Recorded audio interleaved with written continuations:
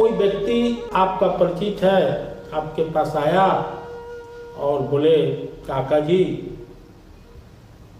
लड़की की बात मैंने पक्का कर लिया है, मुझे 50,000 की ज़रूरत है। आपने कहा ठीक है चिंता मत करो, मैं बैठा हूँ, कब चाहिए? बोले फलाने तारीख चाहिए। बोले बिल्कुल सवेरे आ जाना। उस व्यक्ति ने और किसी व्यक्ति संपर्क नहीं किया, डिपेंड हो गया कोई मेरा मित्र है, अच्छा व्यक्ति है, बोला है दूंगा। और जब उसके पास पहुंचा तो बोलता है नहीं हो सकता। तो यहां पर कितनी प्रक्रिया हो रही है, उसी को स्पष्ट कह दिया होता तो व्यवस्था कर लेता। ऐसा वादा मत करिए, ऐसा वादा करिए जो आप कर सके।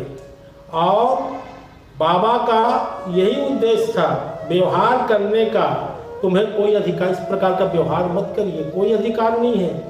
यदि तुम प्यासे को जल भूखे को भोजन, देखिए यदि तुम प्यासे को जल भूखे को भोजन नंगे को वस्त्र अमुक के साथ आदर पूर्वक व्यवहार नहीं करोगे तो भगवान भी तुमसे कभी प्रसन्न नहीं होंगे। यदि कोई भिखारी तुम्हारे सम्मुख अपना हाथ फैलाकर तुमसे किसी के ज्ञान की याचना करता है और अगर तुम्हें मन में कुछ न कुछ देने की इच्छा है तो उससे दान स्वरूप कुछ न कुछ दे दो, किंतु उसके साथ दुर्व्यवहार मत करो। ये साईं बाबा का सार है। हमने बताया, हम ट्रेन में सफर किए, हमने पूरा भोजन दे दिया।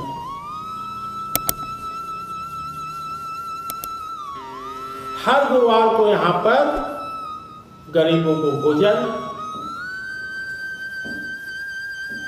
15-20 साल से चल रहा है।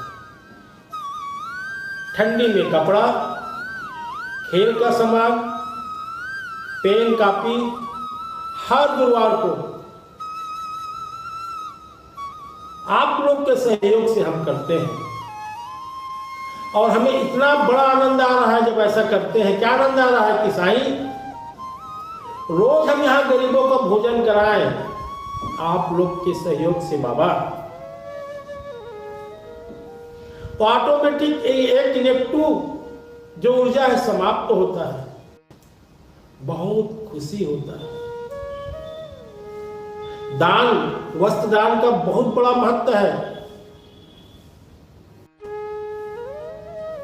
राजा हरिश्चंद्र की पत्नी जब बच्चे राहुल को कफन के लिए कपड़ा नहीं था तो अपना आंचल फाड़ कर जब कफन पटाई, उस दान में पुष्पक विमान आ गया। वो दान का वो महत्व है। इस कलयुग में जितना श्रीमद् भागवत पवित्र माना गया है,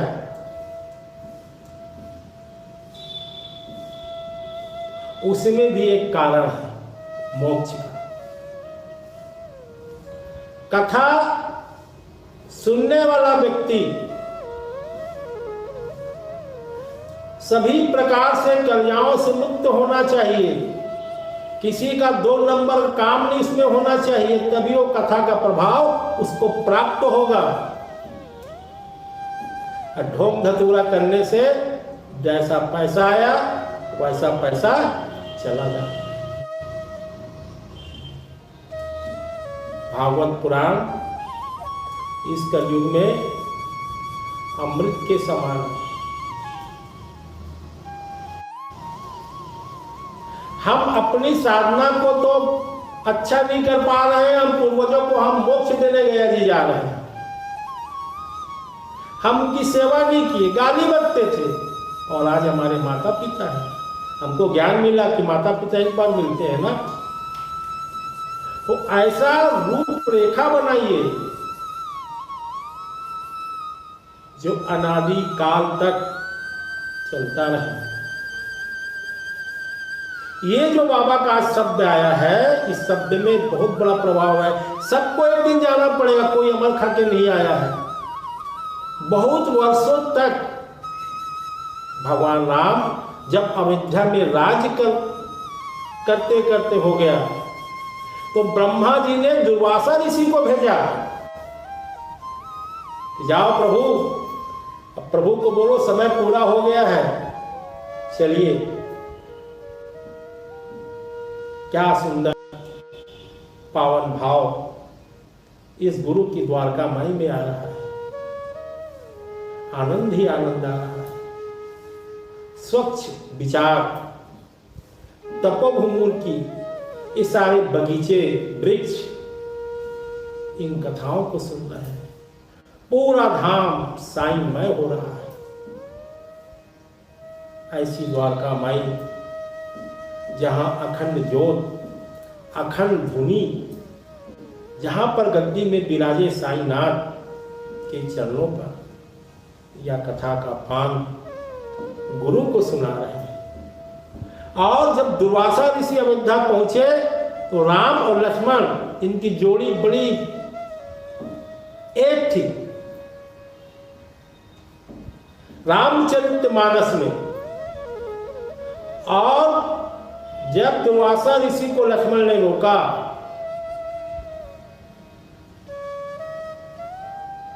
तो लक्ष्मण को दुर्वासा ऋषि ने कहा, जाओ भगवान राम को बता दो कि दुर्वासा ऋषि आए हुए हैं। जब लक्ष्मण जी ने भगवान राम को बताया कि महर्षि दुर्वासा ऋषि पहुंचे हुए हैं, तो दुर्वासा ऋषि ने कहा कि अभी आपको अपने भाई का परित्याग करना चाहिए। भाई का परित्याग किए और बोले, ब्रह्मा जी का आदेश है कि जल्दी आप पहुंचे। भगवान ने सरजू में समाधि ली और धाम में पहुंचे। तो हम और आप किस खेत के मूली, उसकी शक्ति को क्या समझ रखे हैं? उसकी शक्ति को क्या समझ रखे हो? ये आडंबर जो पहने हैं, ये तो संसार का पहनावा है। इसको दिखाने में कोई आनंद नहीं आता है। उस आत्मा परमात्मा की अंश को जोड़ने में जो आनंद आता है, उसमें सद्गुरु की कृपा हो जाती है और आपका घर साईमय बन जाता है।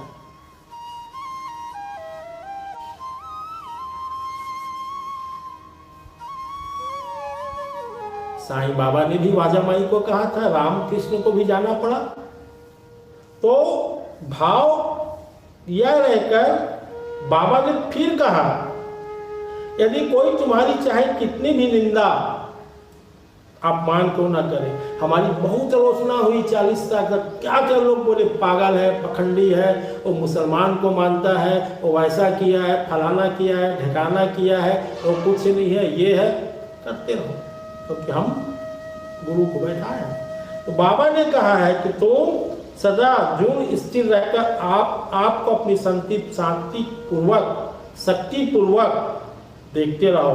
तुम्हारे सम्मुख गतिशील होकर घटित हो रहा मैं तो तू का दैत्य भाव ही गुरु और शिष्य की समानता में धरातल हूँ, पृथक कर लेता हूँ। जब तुम इस भेद प्रवृत्ति को तुम्हारे अंदर समूल से नष्ट नहीं होगा तो सदगुरु की अभिन्नता तुम्हें कभी प्राप्त नहीं होगी।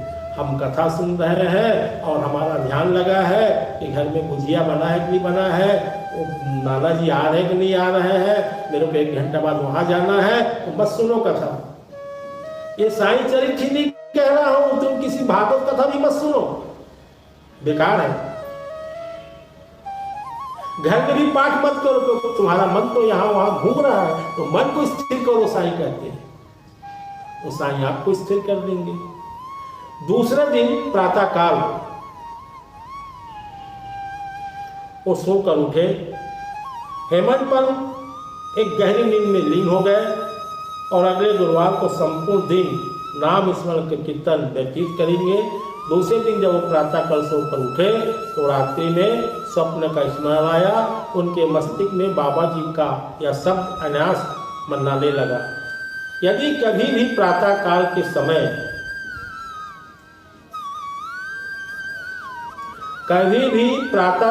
समय किसी के हृदय में जब उत्तम विचार उत्पन्न होते हैं तो उस दिन उन विचारों की पुष्टि पर ध्यान रखते हुए अपने समस्त कार्यों को संतोष पूर्वक पूर्ण करना चाहिए। यदि वह ऐसा करेगा तो उसका विवेक पहले से अधिक विकसित होगा और वह और ईश्वर की कृपा पात्र बनकर सारे दिन प्रसन्न रहेगा।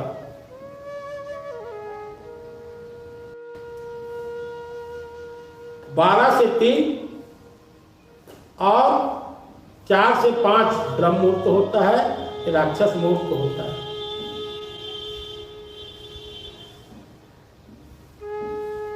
तो ये आपका खान पान भी अन्न से बनता है। क्या बनता है? अन्न से वीर बनता है, वीर से ब्रह्म बनता है, अब ब्रह्म से ये जीवात्मा बैठी। उस पावन अन्न को ग्रहण करो जो आपके जीवन पर चमत्कार दिखा दे। ऐसे अन्न को ग्रहण मत करो जो मुंह में स्वाद हो और शरीर पर तरह तरह के विकारों को पैदा कर दे।